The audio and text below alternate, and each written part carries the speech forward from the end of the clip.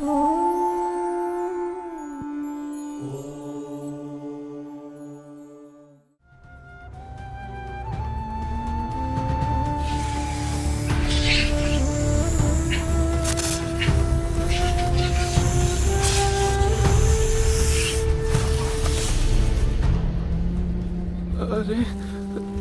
एक तो ऐसा निर्जन विस्तार, उसमें इतना अंधकार, कदम कदम पर जहरीले सांप और बिच्छू अपार।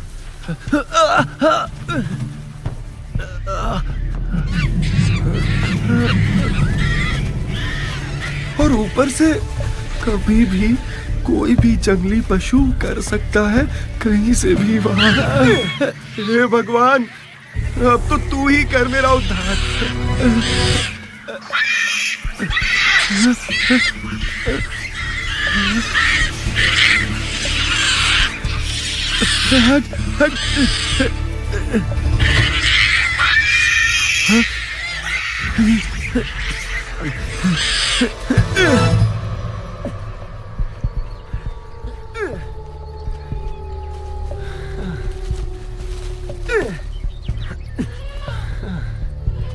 लगता है कि अब यहीं से आगे रास्ता मिल जाएगा। भगवान, अरे, ये तो मैं उसी जगह पर आकर अटका जहां से रास्ता ढूंढने के लिए निकला था। भगवान, क्या मुसीबत है।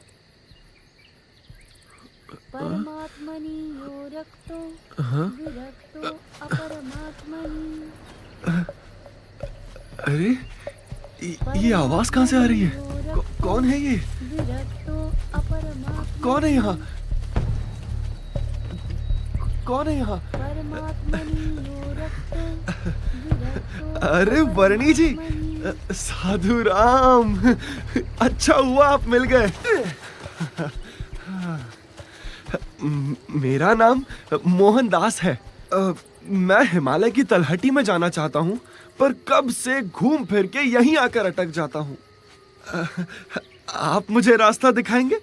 हाँ, अंत तक रास्ता दिखाऊंगा। भूले भटके हुओं को सही रास्ता दिखाना, वही तो मेरा काम है। हाँ। बस मेरा साथ मत छोड़ना। बिल्कुल, नहीं छोड़ूंगा। जरा संभल कर चलिएगा वर्णी जी, यहाँ पर बहुत सारे सांप और बिच्छू निकल आते हैं।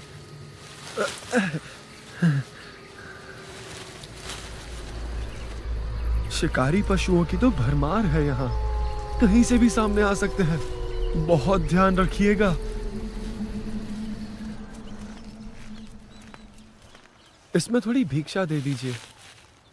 धन्यवाद भैया। धन्यवाद। आज तो वर्णी जी के लिए बहुत बढ़िया भोजन बनाऊंगा। प्रभु जी उतारे भाव पार मेरे। बोलो कर ले भजन लगातार, मनवा ओ आत्म उद्धार, मनवा प्रभु जी उतारे भाव पार। वर्णी जी सो गए, मैं भी जरा आराम कर लेता हूँ। लाइए मैं आपको स्नान करा देता हूँ वर्णी जी। नहाइए। आपकी सेवा करने से ऐसा आनंद मिलता है जैसा भगवान की सेवा करने से मिलता है।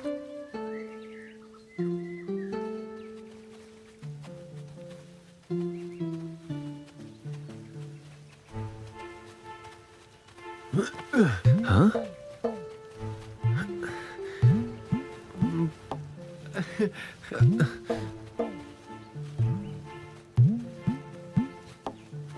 ये कमंडलू बहुत सुंदर है।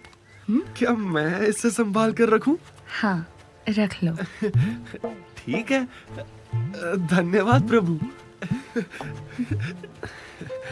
मोहनदास जी, आप सब कुछ त्याग कर साधु किस लिए बन गए हो? प्रभु प्राप्ति के लिए, मोक्ष पाने के लिए। भर्तृहरि और गोपीचंद दोनों बड़े राजा थे। हाँ थे। अपने समग्र साम्राज्यों को त्याग कर वे मोक्ष पाने के लिए निकल पड़े थे। और अपनी झोलियों को टांगने के लिए एक छोटी सी खूंटी के लिए लड़ पड़े थे। लो बोलो। इसकी रचना बहुत सुंदर है।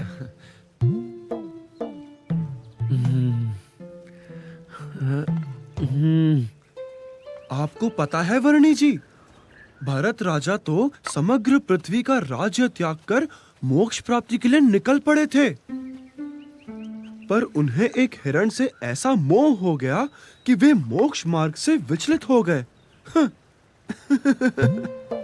ये कमंडलू, इसे तो मैं बहुत संभाल कर रखूंगा।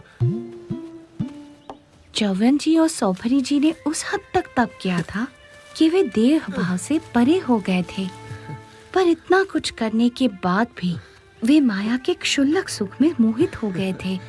लो, उनको भी ऐसा हो गया।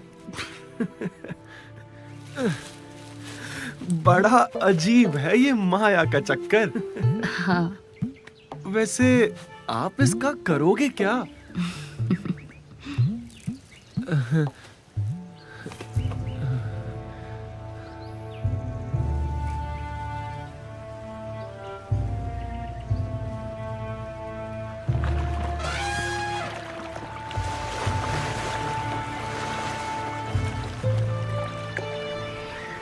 मेरा प्यारा प्यारा कमंडलू, इसमें पानी पीने का मजा ही कुछ और आएगा।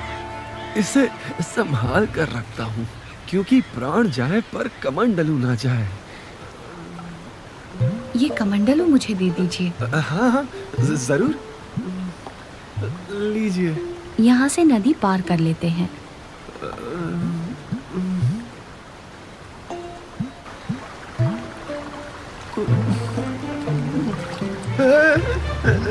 संभल कर, संभल कर। बच गया।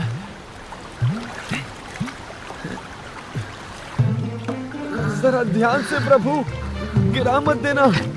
कमंडलू संभाल लेना। अरे मैं पकड़ लूं? अरे मेरा कमंडलू टूट ना जाए, संभालिएगा। अरे संभल कर, क्या कर रहे हो? बच गया। संभल कर, अरे संभल कर। हाँ, संभालिएगा। मैं नहीं गिरूंगा, चिंता मत कीजिए। अरे कहीं कमंडलू ना गिर जाए, टूट ना जाए। हाँ हाँ, ध्यान रखूंगा और आपके कमंडलू को भी कुछ नहीं होने दूंगा। मैं पकड़ लूं? हे भगवान, बच गया मेरा कमंडलू।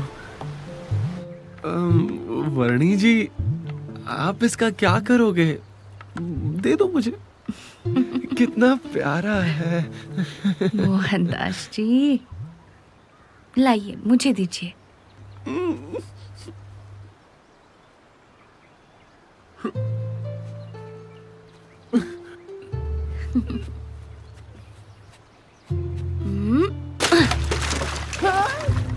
क्या कर दिया आपने?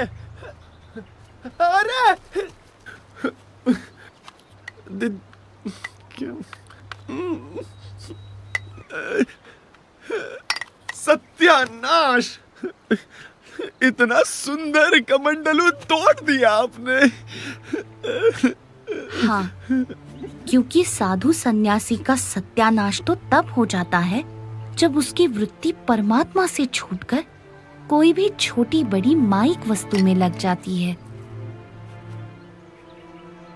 जिसको पाने के लिए सब कुछ छोड़ दिया हो, उस परमात्मा के सिवा और कहीं भी लगाव हो जाए तो साधु जीवन का सत्यानाश।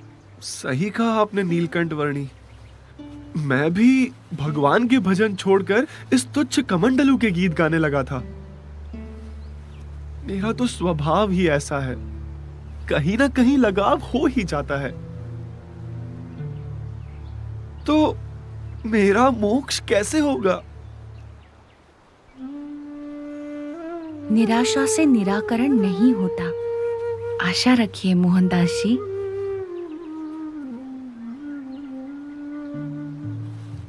हाँ, आप कृपया मेरा मार्गदर्शन करते रहना।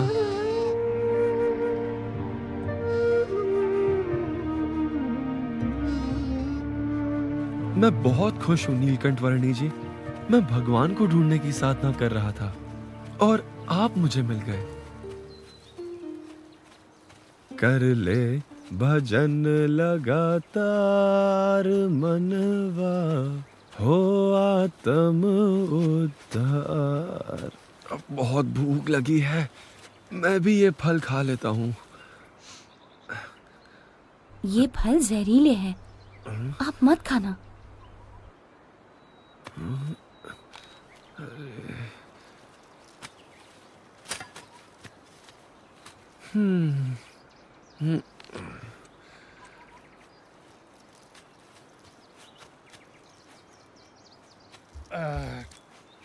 अब तो बहुत भूख लग रही है और कुछ खाना मिले ना मिले, ये फल खाकर काम चला लेते हैं। हाँ भाई, कुछ नहीं तो ये फल ही सही। अरे ये फल मत खाइए, ये जहरीले हैं। हाँ, तुम्हें कैसे पता? इन्होंने बताया। हाँ?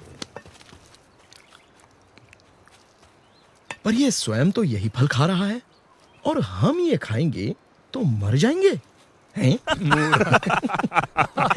ऐसी अर्थहीन बातें करने वाला कौन है ये? ये महापुरुष हैं, इनकी बात मानने में भलाई है। ये बच्चा महापुरुष। यदि ये महापुरुष है तो हम तो अति महापुरुष हैं। अरे ये स्वयं भगवान है। वे जो करते हैं वो करने में नहीं, पर वे जो कहते हैं वो करने में ही हमारी भलाई है, समझो। तुझे भूखा रहना है तो रहे, हम तो ये फल खाएंगे। चलो महापुरुषों, ये फल खाओ और भूख मिटाओ। लाओ भाई, महापुरुष लाओ। अब भी कहता हूँ इनकी बात मानो। ये जहरीले हैं। छोड़ो फिर। तू भी खा ले। ये देख, मैंने तो खाया, मुझे कुछ नहीं हुआ। ये देख, मैंने भी खाया, कुछ हुआ क्या? कुछ भी तो नहीं हो रहा है हमें। हम भी तो महापुरुष हैं। आजा तू भी खा ले। ये क्या हो रहा है? ये अरे ये वर्णी जी की बात सही थी। वर्णी जी की बात सच थी। जो भगवान की नहीं सुनेंगे उनका तो यही हाल होना निश्चित है। पर हाँ, इन सब को एक बार तो आपके दर्शन जरूर हुए हैं, तो कभी ना कभी तो उनका कल्याण जरूर होगा। मोहनदास जी, आप मुझे थोड़ा थोड़ा पहचान गए हैं, मुझसे जुड़ भी गए हैं। अभी आप थोड़े समय के लिए यहीं कहीं किसी तीर्थ स्थान में बस जाइए। समय के चलते पश्चिम दिशा में आपको पुनः मेरा योग होगा और आपका मोक्ष भी होगा।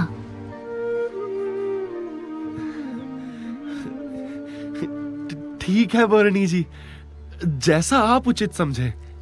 मुझ पर अपने आशीर्वाद बनाए रखिएगा। प्रणाम।